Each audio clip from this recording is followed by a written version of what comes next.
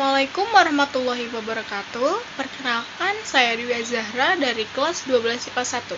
Di sini saya akan mempraktikkan sebuah hukum fisika, yaitu hukum Archimedes pada 3 buah telur. Hukum Archimedes berbunyi, suatu benda yang dicelupkan sebagian atau seluruhnya ke dalam zat cair akan mengalami gaya ke atas yang sama dengan berat zat cair yang dipindahkannya. Alat dan bahan yang dibutuhkan yaitu 3 buah cup, air putih, garam dapur, sendok, dan 3 butir telur. Tuangkan air putih ke dalam cup, lakukan hal yang sama ke dalam cup yang kedua. Lalu, untuk cup yang ketiga, tuangkan hingga setengahnya saja. Masukkan 1 butir telur ke dalam gelas yang pertama dan hasilnya akan tenggelam. Untuk gelas yang kedua, tuangkan 3 sendok makan garam dapur ke dalam cup yang kedua.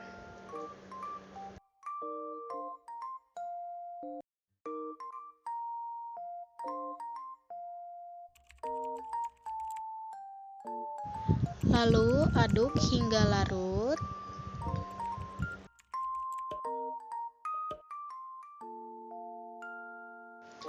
Masukkan telur ke dalam gelas yang kedua dan hasilnya mengapung. Yang ketiga, masukkan 3 sendok makan garam dapur ke dalam cup yang terakhir.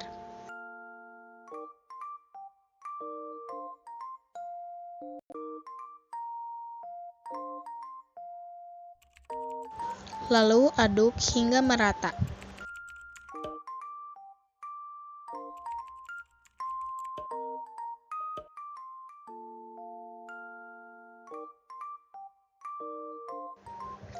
Lalu masukkan telur ke dalam cup yang terakhir. Dan tambahkan air sedikit demi sedikit. Hasilnya, telur tersebut akan melayang.